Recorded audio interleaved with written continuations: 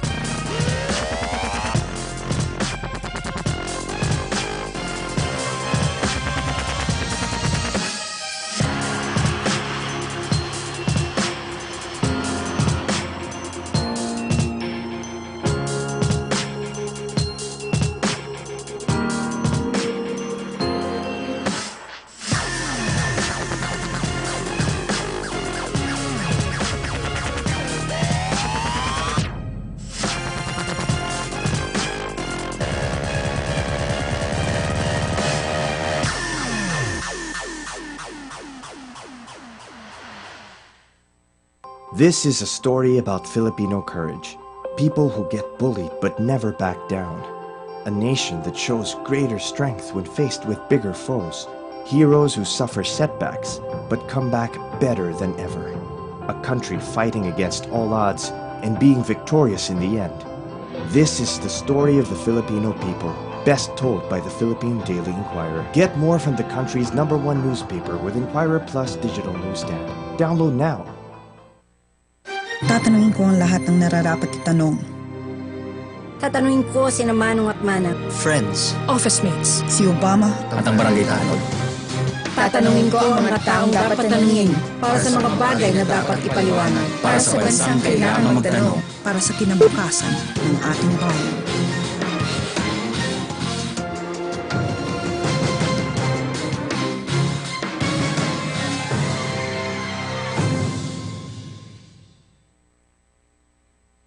This is a story about Filipino courage. People who get bullied but never back down. A nation that shows greater strength when faced with bigger foes. Heroes who suffer setbacks but come back better than ever.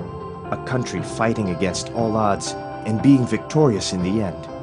This is the story of the Filipino people, best told by the Philippine Daily Inquirer. Get more from the country's #1 newspaper with Inquirer Plus digital newsstand. Download now.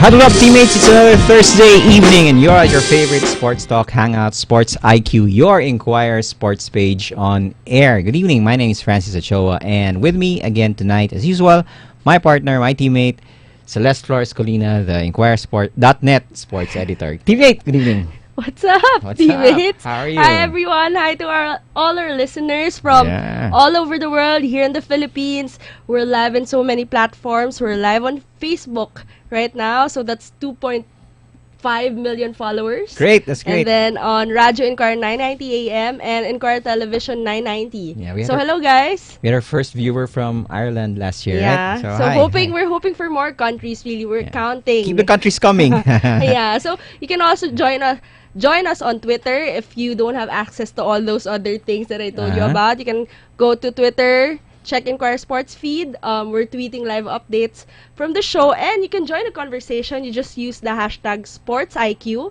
and we'll read all your tweets, greetings, messages, special messages to our guests tonight. Guest night, yeah, I'm sure yeah. you know them, but Yeah, we'll before introduce them later. we go, Yeah. we have a few greetings to mention. I'd like to say happy birthday, Yeah. birthday greetings to our Alex Bakay, good friend. I hope you're doing good. And Attorney Alvin Jolagon of DILG, Hinebra fan. So I Hello. assume he's preparing a feast of kangkong today. Joselito de los Reyes, Prof. One of the best writers, one of the best kept secrets in the Philippine writing industry. He has a new book, Troya, and it's available in National Bookstore, Power Books, Fully Book, NCCA Writers Prize awardee. So get that book. It's going to be available next month. John Hernandez, San Yeah. Miguel Most Corporation. important Yeah, greeting most tonight. important greeting, Boss John. Happy birthday, Sir Happy John. birthday. Sana maramdaman namin Yeah. yung birthday na yan. Pagkatapos ng show, may beer na Oo nga, nakahintay ready sa na baba. dyan Ready eh. na. Alright, so we have a great show Yeah, today. for the first time after volleyball, basketball, and so many other things, we get to discuss football. Finally, we've been 2 asking months. this. Hey, where's our brand ambassador? Yeah, I know. Mr. Sadem, supposed to be here. where are you? Tupas, we're waiting for you, okay? Yeah, so later we have a lot to discuss, Mm-hmm. but first, So let's not keep everyone waiting, and we'll tip the show off with the starters by John Labasug.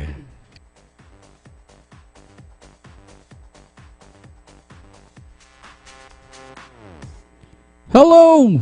The Archers of LaSalle continue to headline the UAAP with their vaunted form, and while everybody is still talking about the crushing 162 defeat of UST, the Archers proves they could also pull out wins from behind. Ben Mbala had 18 points to lead LaSalle in the UST victory, but the Archers got a lift from its defense, which forced a whopping 40 turnovers on UST and limited Renzo Subido to 18 markers after he exploded for 26 in the previous outing. In its toughest test yet, though, the Archers rallied from 9 points down to hold off National University 75-66 and remain unscathed in the tournament. The Bulldogs backed the Archers into a corner for the first time this season, but LaSalle dug deep and went to the reliable Jaranteng in the fourth period for the fourth straight win. While LaSalle rose to 4-0, arch-rival Ateneo could not sustain its great form after beating defending champion Far Eastern University, losing to Adamson 62-61. Making the defeat all the more sting was the fact that Adamson had a familiar face who had inflicted many an Ateneo hurt in the past. New Adamson coach Franz Pumaren, coach of several LaSalle squads that tormented the Eagles at the turn of the millennium, had one last trick to pull off from his bag as his Falcons trailed by 1 in the dying seconds and fish out Don Ochea, who nailed the game winner, his only basket for the game. Ouch. That must have hurt.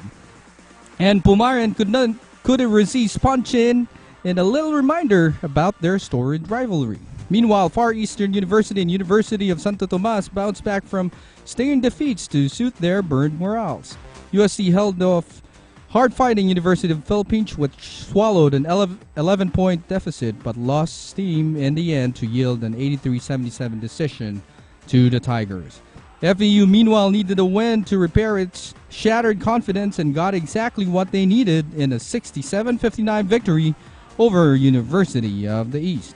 Over in the NCAA, the playoffs are just around the corner, and the race for the twice-to-beat incentives over after Aureliano University and San Beda College nailed the top 2 slots at the end of the classification phase.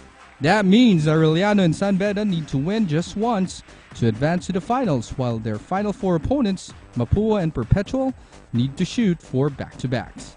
The placing were sealed after Aureliano defeated Mapua 95-82 and San Beda turned back Perpetual 84-75. And that's it for this week's starters. Hang on to your seats as NCAA action shifts to playoff mode, and we'll wrap up the results here again next week. Back to you, Celeste Coys. Thank you, John. Thank you for that update. Yeah, So, UAAP. UAAP, busy week in the collegiate sports. First, UAAP. UP won its first game this season. Congratulations to the Maroons. They said they're seeing the light at the end of the tunnel. Yeah. Let's see where the tunnel goes. Yeah, how far the tunnel Yeah. goes. Yeah, but before you go to the NC, mentioned Hinebra kanina.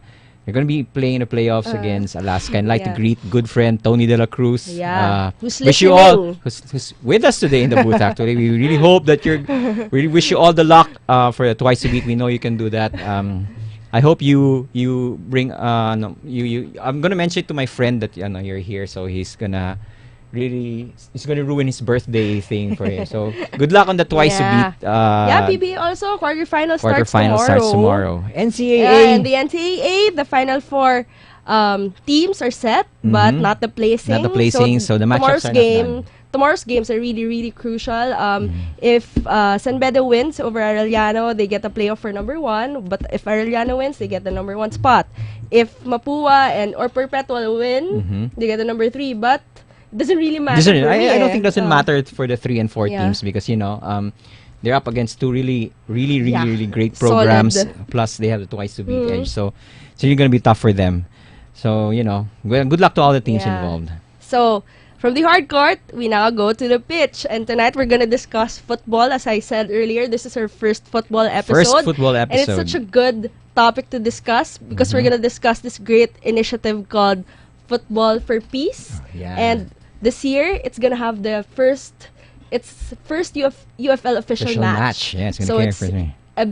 even bigger deal. And we have three Four. amazing gentlemen and one Amazing amazing lady to discuss all the details in tonight's edition of The Dugout.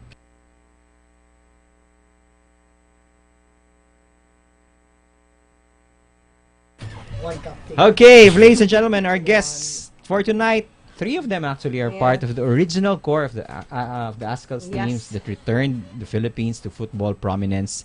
There was a time when every country in Southeast Asia would love to play the Philippines because it was a guaranteed win for them. But now you put the Philippines in a bracket, it can be a group of death already, right? So, and thanks to the foundation laid by these guys, the ASCALs are really on their way to back to prominence in Southeast Asia.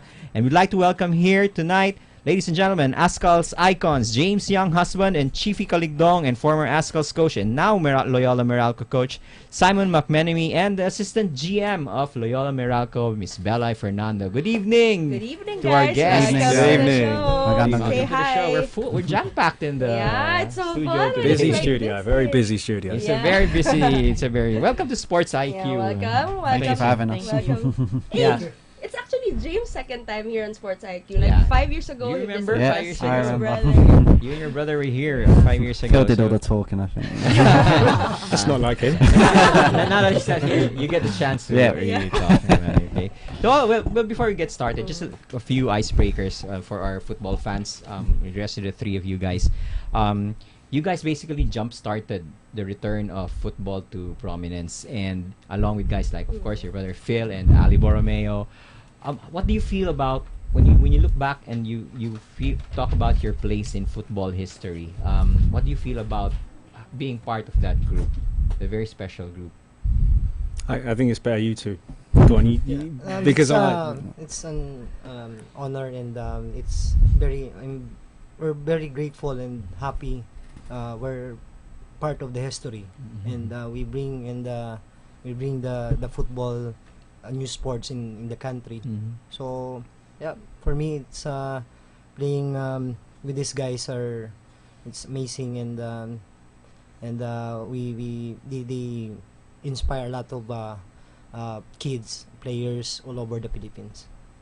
Yeah, as you said, it's an honour, and it's very proud, and it's a lot of great memories, and it also creates that feeling of having that feeling before. It always keeps us motivated to want to achieve more and really help the Philippines progress in football.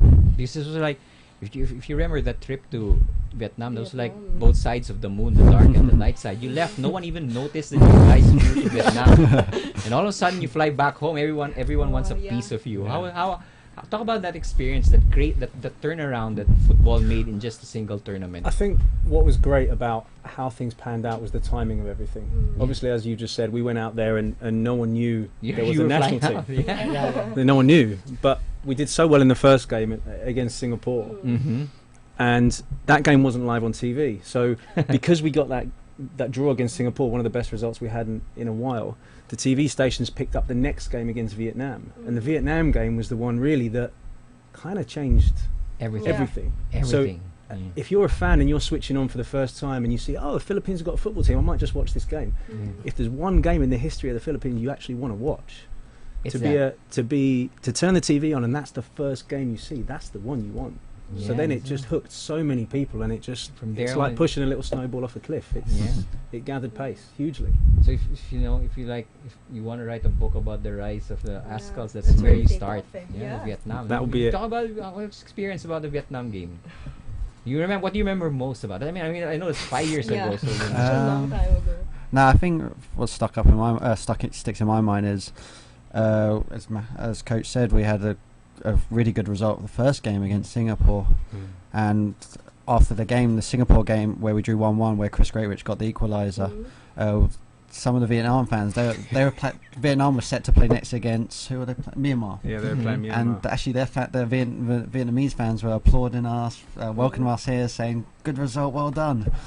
And then the next game, we beat them. And they weren't happy with us, the Vietnam fans. 40,000, and they were silent. Actually, nothing. I think the Philippines. I remember it was just the celebrations after the game. It was really something special.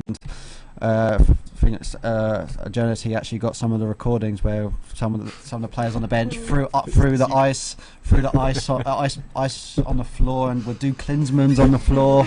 And my brother Phil actually was sick and he was in the bathroom throwing up. And like we just to be honest, we all sat down and we were quite tired. I don't think anyone really knew how to celebrate because it was such a big deal. Everyone was just, what's going on here? Just couldn't believe it. I think we were all pinching ourselves thinking we were dreaming. So. I think maybe December we should do something like an oral history about that. Let's The anniversary remember of that, the game, because that Vietnam game really changed a lot. Chiefy, memories of that Vietnam game? For me, it's really parang hindi mo maramdaman, you cannot feel yung celebration kasi everyone knows that we're always underdogs. So like Coach Simon said na hindi mo makikita yung talagang yung paano i-celebrate yung ganun yung panalo, di ba? Kasi first time, and it's a big really big, and kaya sa yung kasama natin, yung katabi natin ng mga region. And it's a major tournament. A big really yun yung ASEAN football Suzuki Cup, di ba? So yun lang, sobrang saya, and yun nga sabi ko na makasama ka sa history, and to change in one tournament, to change everything, and kumbaga you lift up yung new sports in the country. It's iba talaga, iba yung feeling. You've experienced both sides, like an underdog and now you're a contender. Did you ever think that at one point would be actually number one in Southeast Asia? Like we are now. Sa akin, since before, when I was in the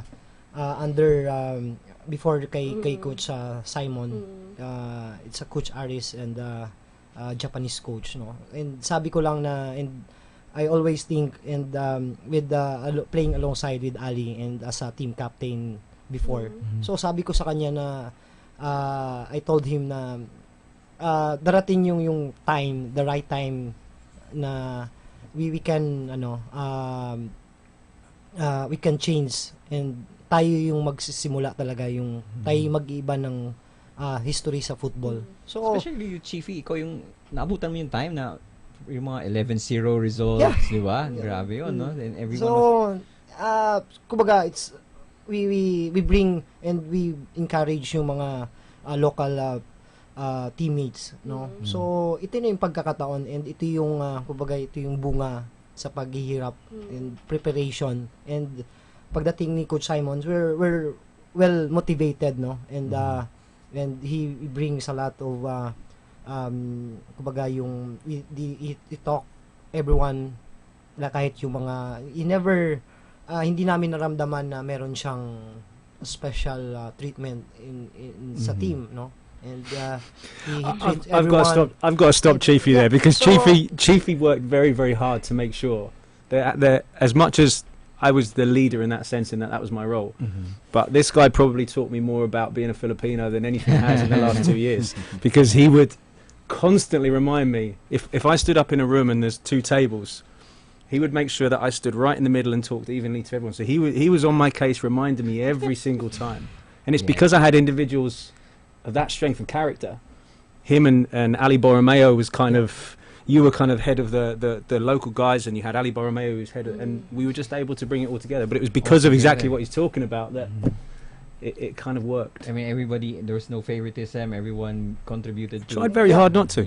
Tried very hard not to be. Yeah, and you just imagine before the Philippines, a crazy basketball country.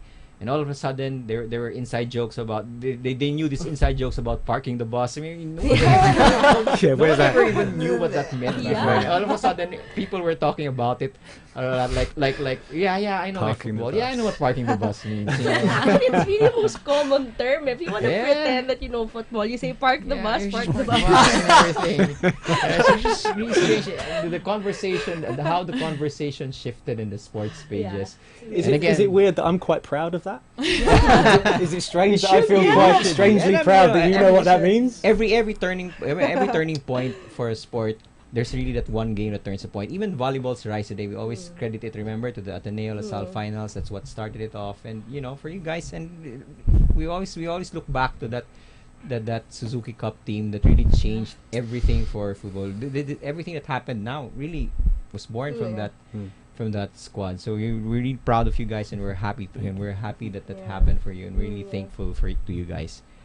Yeah. But we go to from one really very proud moment to something that we can also be proud of. So we All want the to more talk be proud about of. the football for peace, and we want to also talk to Belay. Yeah, because Belay. About Introduce it. So, us to yeah. So what is this all about? We know that it started in 2012. Yes. Yeah. Actually, the program itself started in 2011. Oh, 2011. So it was founded by the Philippine Marine Corps down in the Mindanao area.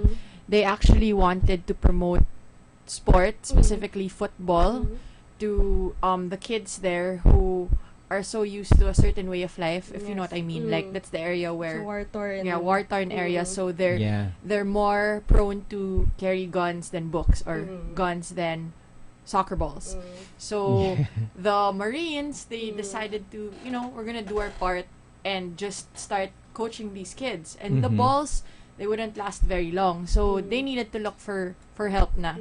So I think an article went up about Lieutenant Colonel Stephen Cabanlet looking for help for this program. And that's our involvement. One Morocco Foundation is really into projects like this, especially to promote peace in the country. And they wanted to donate balls that one year in 2011, but they saw that the program was so good and so in line with what One Morocco Foundation does. They wanted us to come in, and in 2012, that's when we started. We hosted a clinic for the kids in the Philippine Navy over by the fort, and then we continued on. But when Coach Simon came on board with the Sparks, he was saying, no, like this isn't enough. We shouldn't be bringing these kids, because the kids would come here for like a week, and then they would be immersed in the city life. So they'd be surprised. Oh, my buildings pala. Oh, my roads pala. The Marines would tell us it would be so awe-inspiring for them. They'd go back to their homes, and they'd tell their parents, oh, there are buildings. And then the parents are like, stop lying. Like, there are no buildings. Parang they'd be so excited about it. They'd be given hope. So what Coach Simon wanted to do last year was bring our players to their area to see what it was like. Actually, Coach Simon, James, and I were with a group that was able to... This was in the Tawi-Tawi? This is in Tawi-Tawi last year, September. Tawi-Tawi. Yeah. That's the normal reaction I get when I tell people I've been to Tawi-Tawi as a foreigner. They look at me like I've got 3 heads. We had to fly to Zamboanga, and then take another flight to Tawi-Tawi, correct? Yeah. And there's barely anything, barely even water for us to shower there. And it was quite an experience for you also. Definitely an experience. Absolutely incredible. Oh, they can talk about Tawi-Tawi more. Yeah. You can talk about Tawi-Tawi. Tell us, Simon, especially. Well, it was a discussion around a table where I just felt that a lot of my background is in development, and that's where I really kind of enjoy football and seeing football help. And when we were discussing what could we do, I didn't want to be involved unless they sent me down to Tawi and I could get a feel for what these kids are going through, because I've got no idea some of the struggles in Mindanao. I'm from the UK, so it made it very difficult. So I was kind of banging my fist on the table saying either send me down there or I'm not going to get involved. So they ended up sending me down, and I went down on a kind of little recce, just having a look around, and I told the players I was going to go down with the intention that I'm having a look to see whether it's okay for us to go down.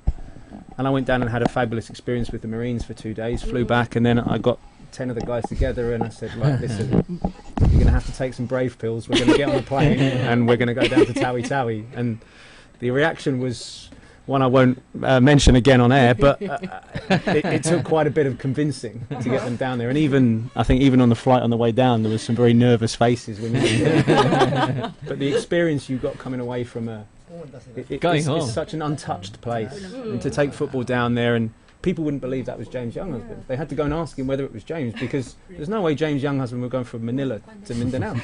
So they had to actually ask him whether it was him. They were poking him to see if he was real. How many brave pills did you actually have to take, James, to get off the plane? We were all scared. I was alright. Me personally, I was really glad I went. Really glad. As Ben Coach said, like, if the kids come here, you're like, oh, hi kids, but you don't really get to see it. You don't really know the full story of what they're going through. And so us getting to go there and see where they live, see where most of them live, and get to know the kids more, and get to actually see what they're going through. It really opens your eyes more, and really actually inspires you more. You want to do more. Of course, when you come to clinics, these are underdeveloped kids, their talents are really raw, so you come there with very little expectations. But was there a moment in these clinics that you've had that you were really like blown away, like, whoa? I think you go into these clinics, you're not looking to go and find David Beckham. That's not what you're looking for. You're going down there to make opportunity for kids to play together, and especially in that part of the world where you've got rival families, you've got rival towns, you've got so much rivalry all over the place. To get 400 or 500 kids playing in one tournament, learning the social skills in a sports environment, I mean, that's priceless. So to be involved in a project that promotes that, and to physically be able to do that for the Philippines was a real honour from a foreigner coming into the country, to be able to be involved with it. So it's a fantastic project to be involved in, and to be involved at that level was a very proud moment for me. Well, what touched you most when you saw all these 500 kids together under the same? There was one moment that we had a lot of media come down with us, and there was one moment where they kind of caught me out a little bit, because I had a kid in my group who was about 10 years old, and he came in with his best friend, and they came in arm, and they came walking up, "Hey coach," really loud, real characters, and they were sharing a pair of football shoes. So one had the left one on and a sandal, and the other one had the right one on and a sandal. So they were sharing one pair. They had like one sock on each. Wow. But they didn't stop running. They wanted to play. They wanted to learn. So when the game was finished, I went over, and we had some donations from our academy, and I went over and gave him a pair of boots. And the look on the kid's face when I gave him his first pair of football boots will stay with me pretty much for the rest of my life, I think. It was a very humbling and emotional experience. I'm sure. Yeah, I'm sure. I mean, every guest we've had here who's held clinics, that's the one thing that changes their mind, the look on the kids' faces. James, your experience with the kids down there? I think when we went to Tawi, we stayed in the barracks, and we would have time where we'd speak to some of the soldiers, and the colonel would tell us stories. And I think one of the things they were telling us was that they had to teach the kids not to be not afraid of death. And I remember me and Simon Gray, which we had our group, and the kids were so good at enthusiasm, but literally with the balls in the air, they wouldn't be afraid to put their head on it. Well, normally, like when we play, we're a bit hesitant to go in. We're afraid to hurt our heads and clash. But these kids, they're not afraid to really go in, and not afraid to cut their head open, and that's a little bit inspiring. And so it's like we ourselves don't have to be afraid, but really I find that a bit of touching and like something interesting. From Tawi this year, you're taking this Football for Peace to Zamboanga. Zamboanga, yes. yeah. But we're going to level it up a little bit and want to show the kids that where you can go, what you can achieve if you work on your skills and you train every day. We are gonna showcase an official UFL match in Zamboanga City. We were invited there by the LGU, and it's obviously gonna be against. Also, it's Loyola Morocco Sparks FC against Green Archers United FC. Right. So we'll talk about the game a little and how this plays into your UFL. Oh wait, we have to greet our brand ambassadors. Join us. He said he's on his way. Yeah, he's on his way. He's here. So he's here. Yeah, he's going to join us later. He does what he wants, doesn't he? Yeah. well, he's the boss, isn't he? Yeah. We do the show, but he's the more famous celebrity. We just ride on his popularity. Ride on his popularity. So talk about the game. This plays into your UFL bid, because right now you're in a tight race for the second spot right now. So, let's talk about this game a little bit and how important it is on the UFL side. Muna, before we go to the Zamboanga situation and everything, on the UFL side, the importance of this game and what you look forward to. Well, it's coming to the end of the season. Actually, it's the league season. Us ourselves, we have 4 games left, and Chippy, you have how many again? Four games left, and so it's a global sitting atop undefeated. Yeah. So and actually 2 days ago they lost their first game. Yeah, they lost against their first JP game. Voltes, and that put JP Voltes into second. So with us putting us into third, so it's really close at the top, and it's an interesting contest. Chiefy sa inyo for GAU for Green Archers, what does this game mean? Yung sa amin naman, we're on the 7 spot. So we're trying to be in the number 6. No? But Stallion is ahead 4 points. So yeah, because next year it would be I don't know, we do not know kung ilang yung teams niyang makasama sa league. Sa league, yeah. Yeah, sa National League. So you want to we try to go as high as you can. For sure the number 6 spot yung gusto namin makuha. But syempre, the Miracle Sparks are really prepared, and they're against one name. It's one name. Let's hope so. Because if they got the second spot, so maybe they will play in the AFC Cup, AFC Cup for next year. Yeah, if Global wins the second place, because they won the cup.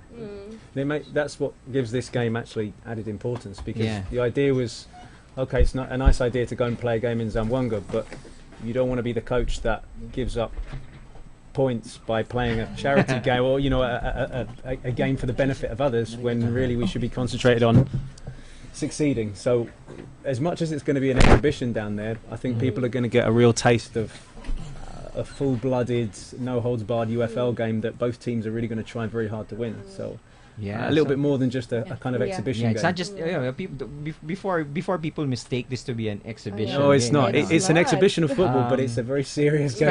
Especially with the way Global won the cup, and if they win the league, that means second place is going to be a little bit more important, because you qualify for the AFC Cup. So so guys, if you make sure you catch that game. It's pretty exciting.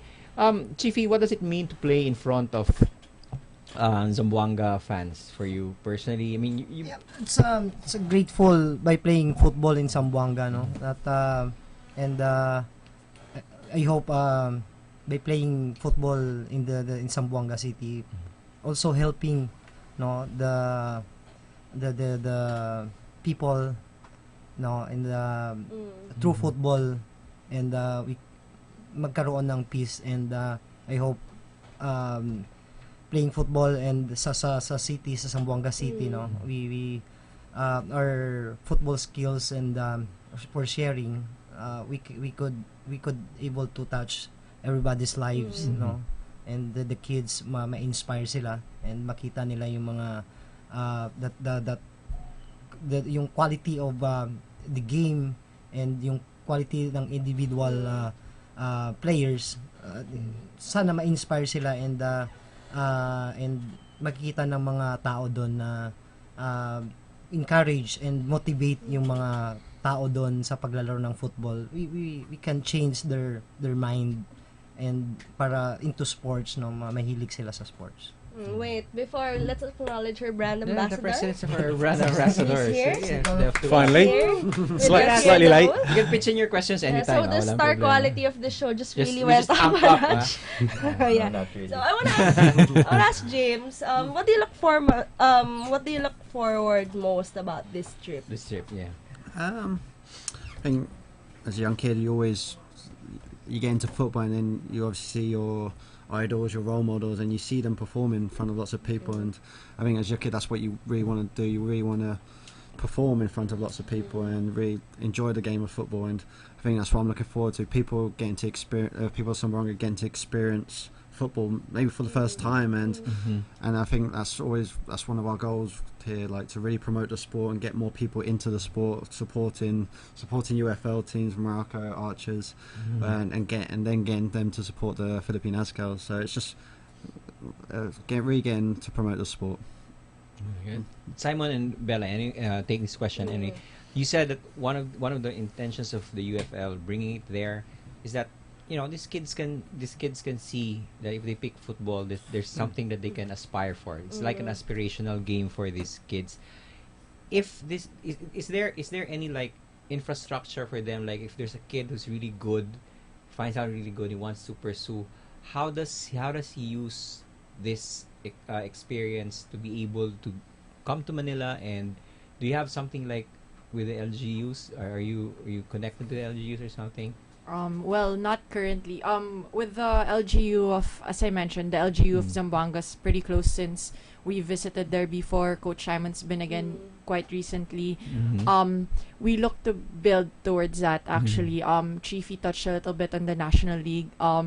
Earlier we were just discussing like how we can use this, like it's just one clinic, right? One clinic, like okay, they can be seen by the players. Like some kids will probably stand out, which happens. Like in some clinics they happen, and the Marines end up like being able to send a kid to school in Manila or something. But what we hope for, we look forward to the National League next year, is to by instilling clubs and infrastructure in terms of like stadiums or fields in different areas of the Philippines.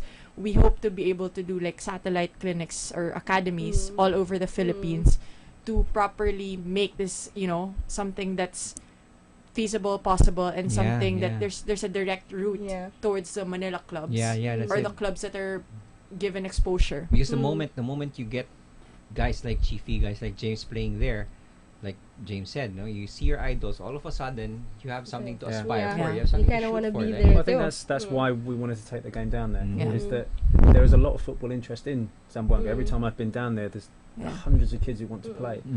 So I think football in Manila seems quite far away. You get to see it on TV, and it's way off in the distance. Whereas to actually play in front of them and for them to see, and maybe even to see, as much as we have some very well-known players as well, there's other players in the team, younger players, younger Filipino players who have, come through.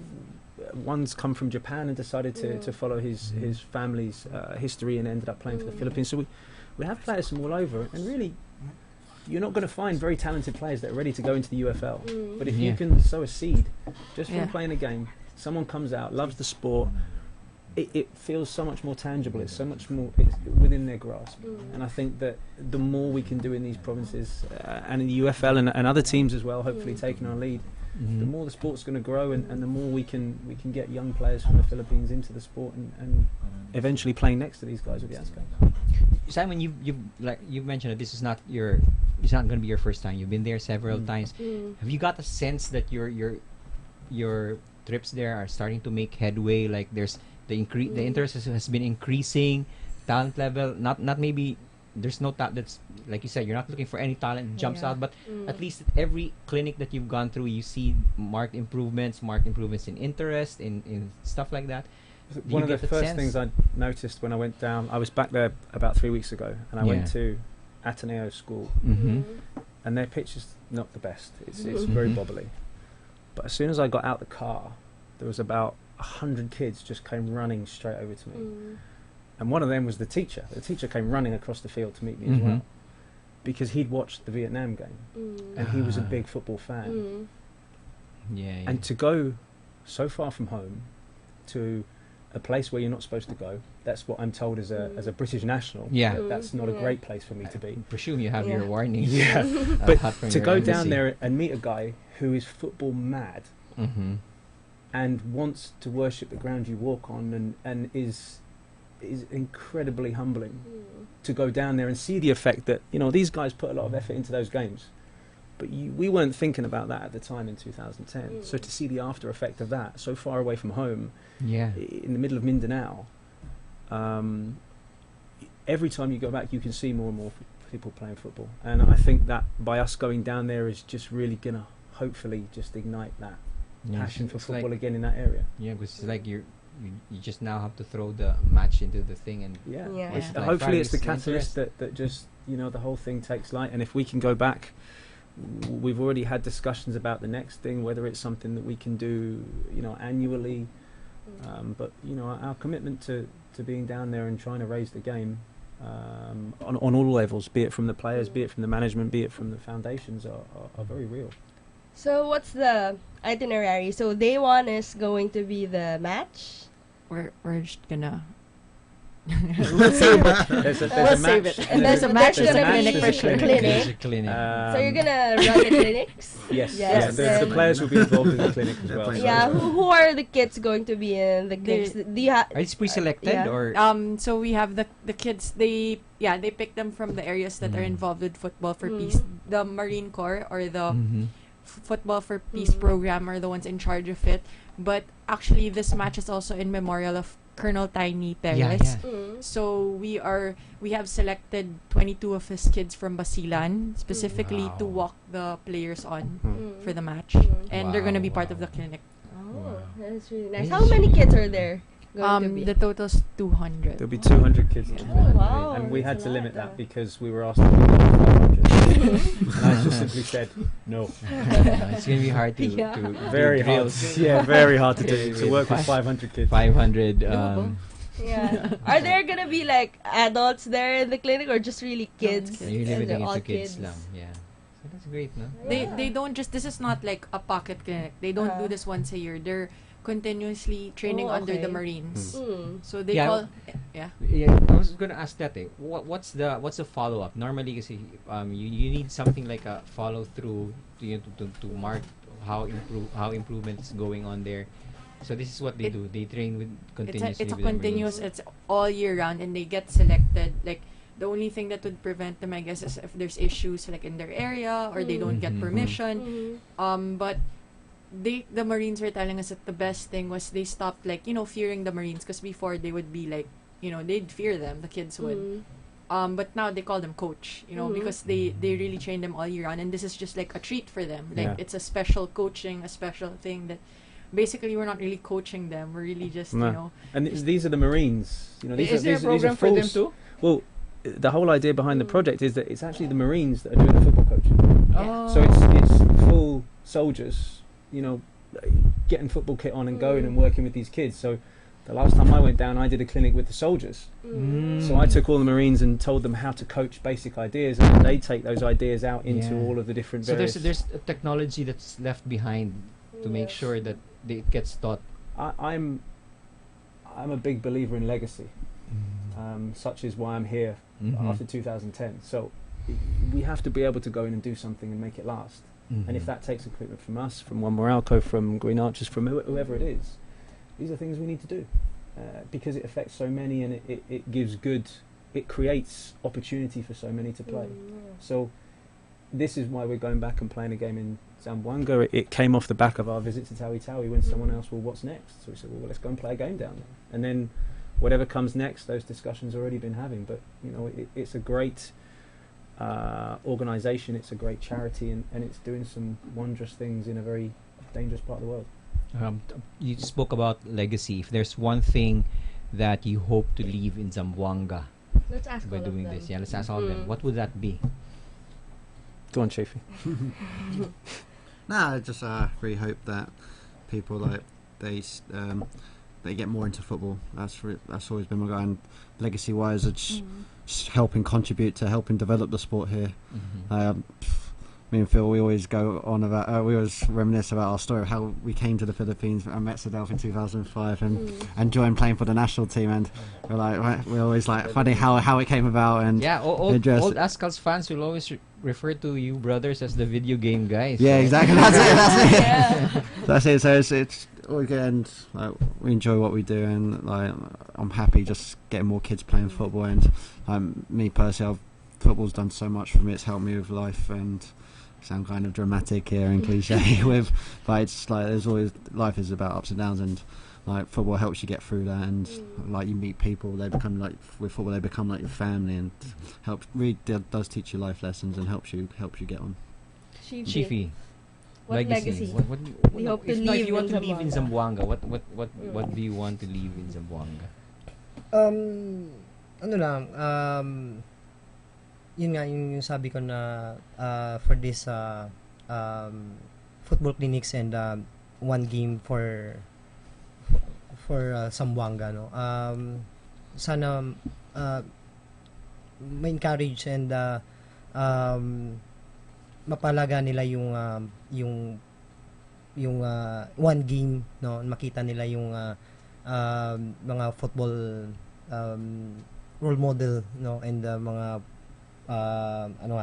mga superstar in the UFL, and promoting the sports, football, no, and it's a new sports, especially sa province, no, like sa area na to sa Zamboanga City, no. So we want to inspire and yung mga kids, and especially yung mga soldier behind na nagsasacrifice sa mga bata, and helping the kids na maiba yung mindset, and maiba yung buhay nila through football siguro, and we encourage also the mga soldier na we will continue to teach and encourage yung mga bata and motivate na mahilig sa sports, especially itong football, no, and they can change their life through football, and malaki yung pag-asa nila balang araw. And speaking of that, I'm starting to have goosebumps already. That's good. That shows that it's a very worthwhile project. It's a really worthwhile project. Simon, talk about these kids live basically with the fear that you'll never know what tomorrow brings, and you're coming out there and basically you're bringing to them the one commodity, the one thing that's a commodity for people in the South, hope. Talk about that. I've been very lucky in my time, both times I've been in the Philippines, being back here in 2010 to be involved in such a landslide of change in terms of football. I think some people are very lucky to get that once in a lifetime. They'll work their life to make a difference. And fortunately, I was able to do that with the help of these two guys.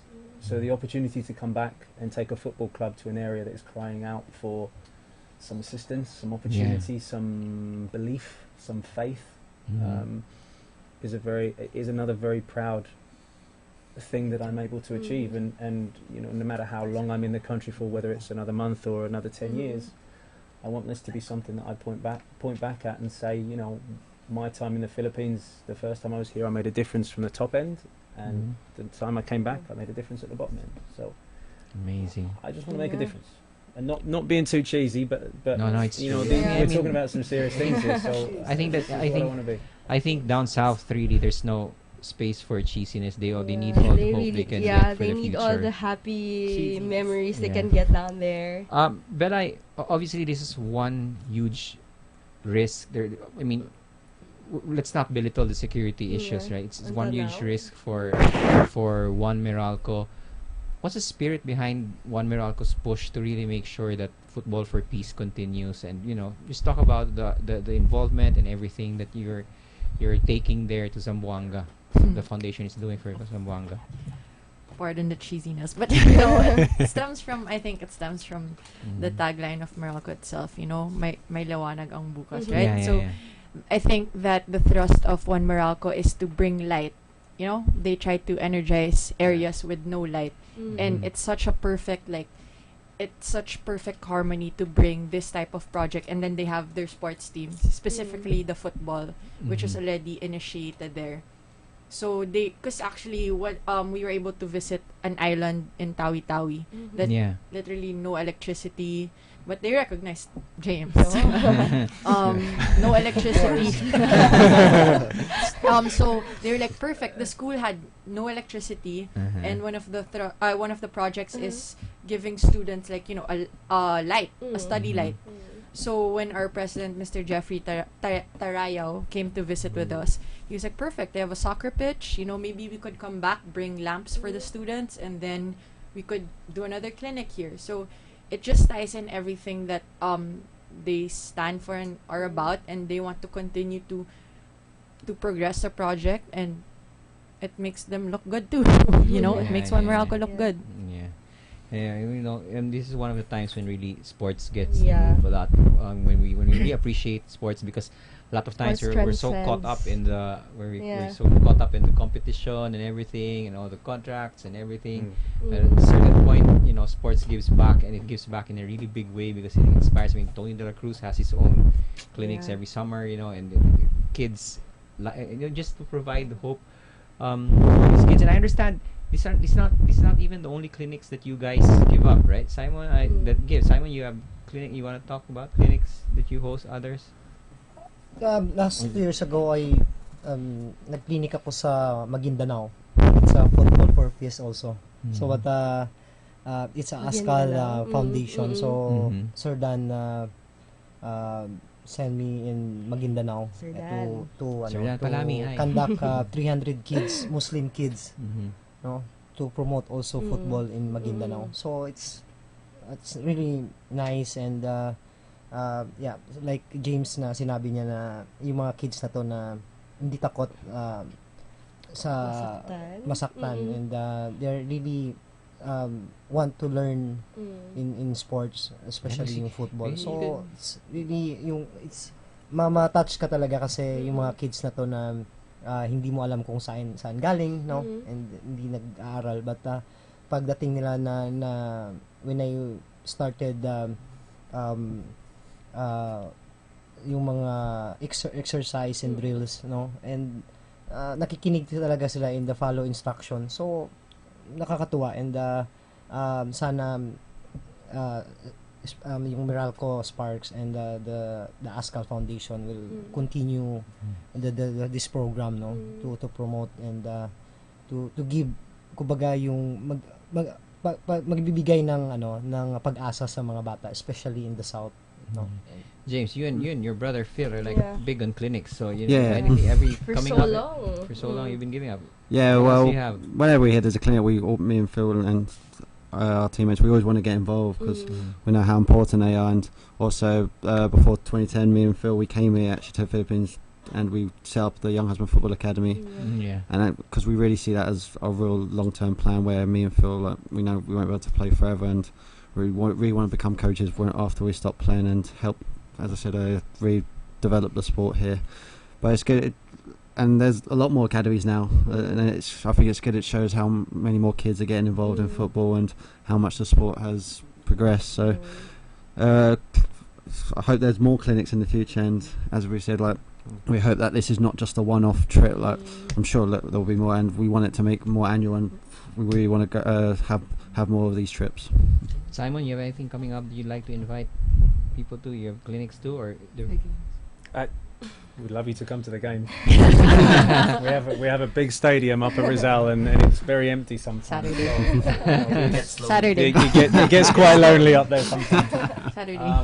I think everyone involved in this football, in this country, in terms of football, and especially with the guys that were involved in 2010, feel partly responsible for the resurgence of football. Therefore, anything they can do to assist that, I think they're very forthcoming. So you will see a lot more clinics, I'm sure, and us as a club are committed in terms of going forward, both through one Meralco Foundation, and the players themselves are very keen. The ones that went down to Tawi had, by their own words, life-changing experiences. So whenever I ask them now, there's no talking them into it. It's and the guys that didn't go really feel like they missed out on something. Wow. So it's very honoured to be involved. Very proud to be taking the team down there, and we'll enjoy every minute of it watching those kids down there. Oh, cool. So, wow, you seem to have episode Yeah. ran so quick I again. know. What? Do you have anything you would really like to hear your Brand voice? ambassador, you have to hear your voice now. And What do you think of this initiative? Oh, it's very nice because I've covered the press conference, and there were lots of nice stories coming out, and lives changed because of the initiative of the Sparks. But they have immediate concerns for Saturday. They have a big game against Ceres, so I'd like to hear their thoughts on that game. big game against Ceres. Big game, yeah. Well, the Ceres are a very difficult team to play. It's been a very long season, a really long season. It's been a grueling season because of Suzuki Cup. They've stretched the league out to make sure the players are fit by the time Suzuki Cup. Because normally we'd finish around May time, so there'd be a big gap in between. So they've stretched the league out and to keep the fitness level levels up. But it does make for a very long year of football. So there's some very heavy legs in all camps. I think there's some very tired minds as well. So now we get to the business end of the season. Every game is crucial, just like we're talking about the game in Zamboanga. That's going to be a crucial game for us, but this game against Ceres is really a battle for second place, and with Global possibly running away with the title, it means that second place qualifies for AFC. So it would be the first time that we'd qualified for AFC in our history. Ceres were there last year. You know, we want to be in amongst the best teams in Southeast Asia, and it has to start by beating Ceres this weekend, and that's a tough task. It's a tough task. And of course, you still got GAU in Zamboanga. No disrespect to them, but the game that I'm worried about is the next game. Yeah. Always the next game next first. game. It's one game at a time. One game at a time. The only one I'm worried about is the next game. Yeah, every coach always Yeah, worries spoken about like a it. true coach. Always the next game. Any more questions? Just Suzuki Cup related questions. Yeah. Go on, James, your prospects on that one. We're excited, and I think it's going to be very interesting. I think there's a little bit of concern. I think with preparation out that the friendly games upcoming won't be at in Bulacan, and I think really when preparing you want it to be close conditions as it will be in the tournament.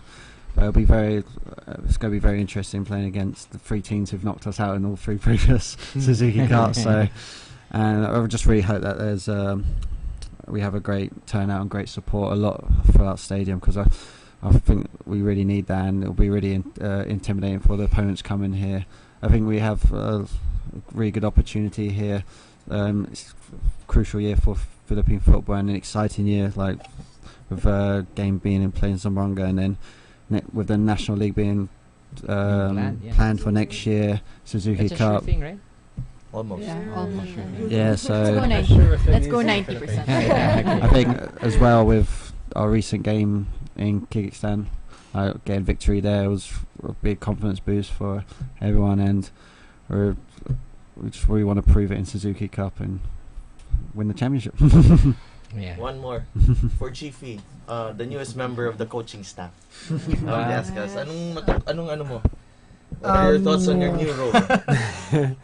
Sa akin naman as assistant coach of the ASCAL team, no, it's very exciting, and for me it's about learning, and so I just want to share what I have my experience before as a player, and how can I help the younger players in the team, sila James and Phil, they're the role model and the senior. So ako just inspire also the kids, and syempre mag-alalay ako dun sa kay Coach Dooley, and yep. So this group are, sabi nila it's a group of death, but for me it's the important thing is we have to handle the first match against the Singapore, no, and we talk about the second and the third, the last game. So yun lang, but syempre the teams are very prepared, and especially they won the game against Kyrgyzstan, so it's a good result, and kumbaga, it's every game is a championship game sa kanila. So we have 2 test game against Bahrain and DPR Korea. So kasama na ako doon. So sa Kyrgyzstan di pa ako nakasama because I just finished my halfway B license course in Cebu. So ano lang, sa Bahrain and DPR. So it's a exciting match para well prepared and especially host country tayo. So yun lang, exciting and gawin ko lang yung mga kaya ko. Pag hindi sumunod? Siyempre, as a coaching staff, siyempre we have to also to check ano yung mga players, no? And siyempre, as a assistant coach, siyempre I will also respect may head coach, 'di ba? And especially may mga experienced player sila James and Phil, no? So ano lang yung mga nila, yung mga gusto nilang ipaabot sa head coach. So just here to to listen also. Okay, thank you so much, guys. Thank you so much for coming much. here. You're Thanks for welcome. talking to us again about that great initiative. Also, we just wait for updates. What happens in that game and watch the UFL on Saturday. Big game. Yeah. Good game, yeah. Good luck. Are we allowed to Yeah, say good luck. something? Okay, go. Yeah, just quickly. I'd just like to say thank you very much to GP and the Green Archers for agreeing to partner with us in coming down to Monga. Like, we really appreciate you guys getting involved and being part of this, and we look forward to our game. Okay. Hey, thank you so much. Thank you so much to all our listeners tonight. If you want to watch a replay, just tune in on Facebook of Inquire.net. Again, this has been Celeste Flores Carina, together with my partner Francis Ochoa. Good night, Philippines, wherever you are.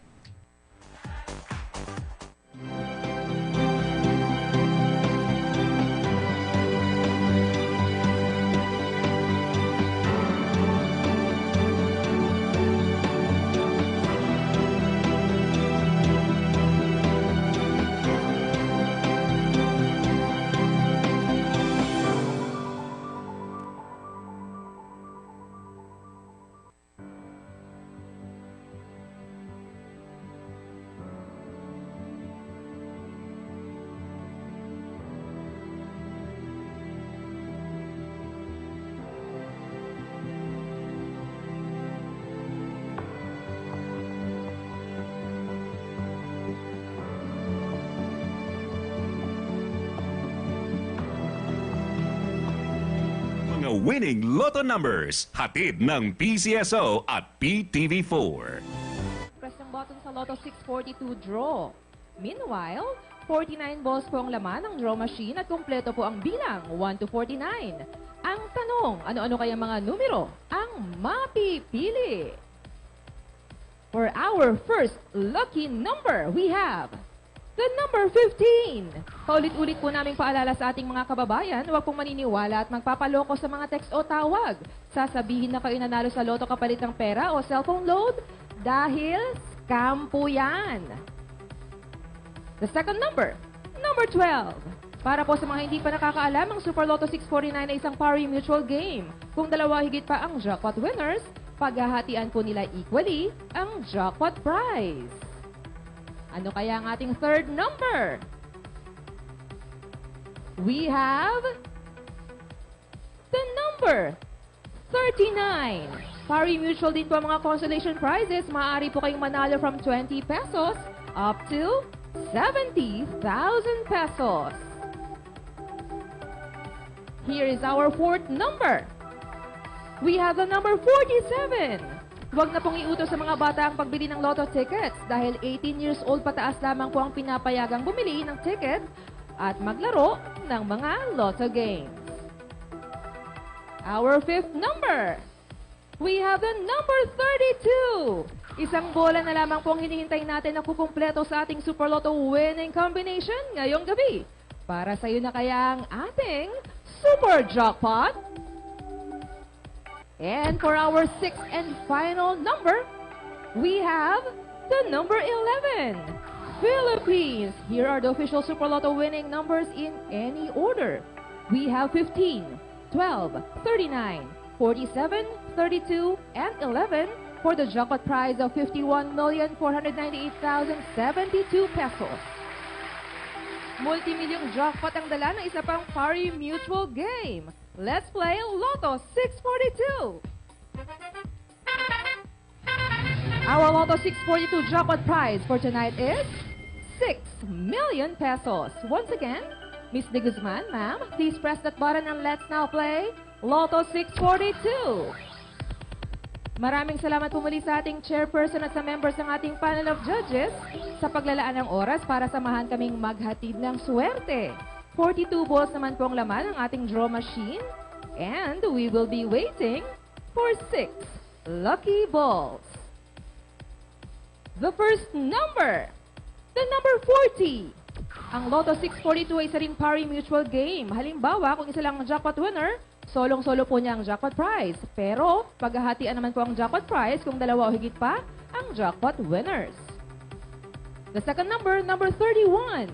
Pari-mutual din po ang consolation prizes sa Lotto 642 game, ranging from 20 pesos up to 25,000 pesos. Winners of 20 pesos up to 5,000 pesos, maaari pong ito i-claim sa mga Lotto outlets.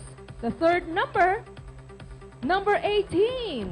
Kung winner ka ng mahigit 5,000 pesos at jackpot prize, magdala po kayo ng 2 valid IDs at dito na po sa main office kayo tumungo. 8:15 ng umaga hanggang 4:30 ng hapon, maaari po kayo mag-claim ng premyo. The fourth number, number 15. Tax paid po ang mga Lotto prizes. Ibig pong sabihin, walang kahit anong kaltas o bawas at buo niyo pong makukuha ang inyong premyo. The fifth number, number 14. Isang numero na lamang pong hinihintay natin na kukumpleto sa Lotto 642 jackpot winning combination. Ikaw na kaya ang susunod nating magiging milyonaryo? And for the sixth and final number, we have the number 41. Philippines, here are the official Lotto 642 winning numbers, which can come in any order. We have 40, 31, 18, 15, 14, and 41 for the jackpot prize of 6 million pesos. Tickets para sa mga digit games, ihanda na. Susunod na po ang mga yan sa aming pagbabalik. Calling all fundraising organizations. Get the chance to raise more than 1.2 million pesos for your charity projects. Be a partner of PCSO in its mini sweepstakes special draws. The PCSO is opening its doors to all non-profit organizations, local government units, cooperatives, social-civic groups, and associations to its newest project, PCSO Partner Tayo. Interested parties may visit the PCSO Product and Standard Development Department, 3rd floor, Conservatory Building, Shaw Boulevard, Mandaluyong City. You may also visit any of our branches in your vicinity or province or email us at pcso_marketing@yahoo.com. Partner tayo sa pagtulong sa Pilipino. Nakakatulong ka na, umaasenso ka pa. On October 1, 2016, magkakaroon po tayo ng Partner Tayo Special Mini Sweepstakes Draw in partnership with the Philippine Veterans Affairs Office Employees Association. Bukod sa malilikom na pondo para sa kanilang mga proyekto, may mga exciting prizes po na naghihintay mapanalunan, kaya suportahan po sana natin yan. Huwag na nating patagalin pa, Luzon, it's time to play again your 6-digit game.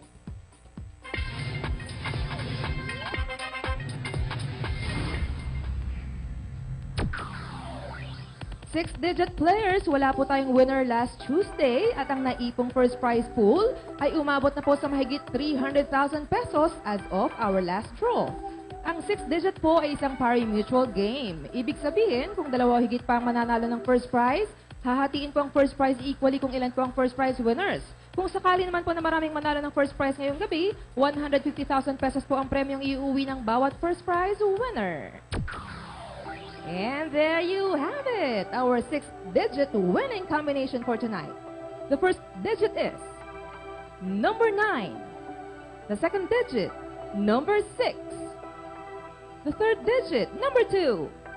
The fourth digit is number 6. The fifth digit, number 2. And the sixth digit is another number 2. Once again, our 6-digit winning combination for tonight is 9, 6, 2, 6, 2, and 2 in exact order. Okay, dumako na po tayo sa lucky 3 numbers ng Suertes Lotto Evening Draw.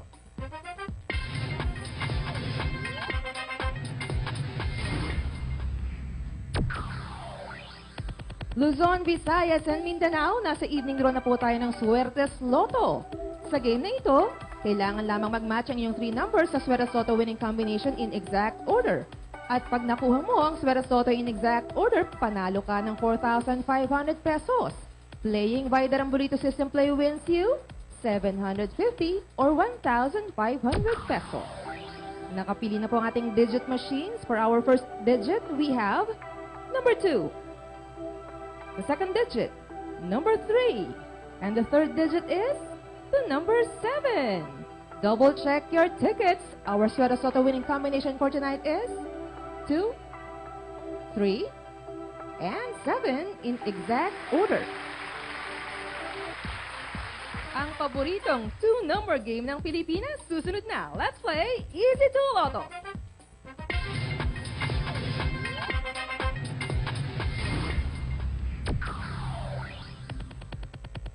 Easy lamang manalo dito sa Easy 2 Lotto Draw. Pumili lamang ng tig-isang numero from 1 to 31 sa dalawang subsets ng inyong Easy 2 Lotto play slips. Fixed prize na 4,000 pesos ang panalo ng bawat 10 pisong nilaro mo kung mag-match ang dalawang numero sa ating Easy 2 Lotto winning combination tonight in exact order. Playing by the Rambolito wins you 2,000 pesos.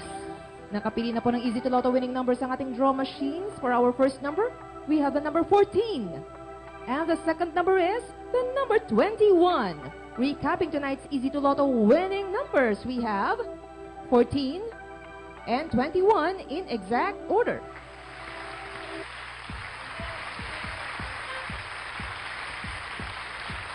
Congratulations po sa lahat ng mga nanalo at sa mga nag-aabang ng resulta ng PCSO morning and afternoon draws. Narito po, panoorin natin.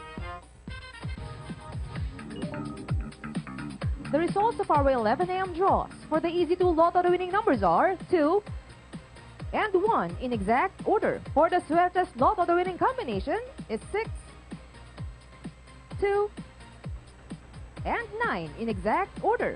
And the results of the 4 p.m. draws for the Easy 2 Lotto, we have 26 and 14 in exact order.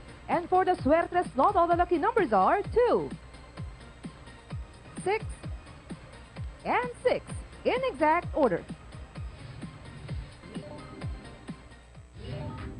Kung isa ka sa maswerteng Lotto winners, easy lang mag-claim ng premyo. Isulat ang pangalan at pirmahan ang likod ng winning ticket. Kung nanalo ng 20 pesos hanggang 5,000 pesos, maaaring i-claim ang premyo sa mga authorized Lotto outlets. Sa mga winners ng mahigit sa 5,000 pesos maliban sa jackpot, pumunta sa pinakamalapit na PCSO branch sa inyong lugar o sa PCSO main office at magdala ng 2 valid IDs. At kung jackpot winner ka, dalhin ang winning ticket at 2 valid IDs, i-claim ang inyong premyo sa PCSO main office. Para naman po sa mga late tuners, uulitin ko na po resulta ng mga draws natin ngayong gabi. Simulan po natin yan sa ating Easy 2 Lotto winning numbers. We have 14 and 21 in exact order. For the Suertes Lotto, we have 2, 3, and 7 in exact order. Para po sa 6-digit game, we have 9, 6, 2, 6, 2, and 2 in exact order. For the Lotto 642, we have the numbers 40, 31, 18, 15, 14, and 41 in any order for the jackpot prize of 6 million pesos.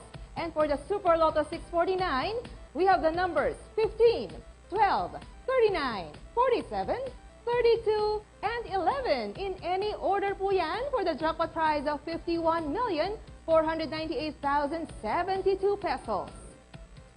Ang tanong ng marami, may jackpot winner po ba tayo ngayong gabi? Dala na po ng ating data security representative ang kasagutan. Salamat po, sir. For the Super Lotto 649, we have no winner. And for the Lotto 642, we also have no winner.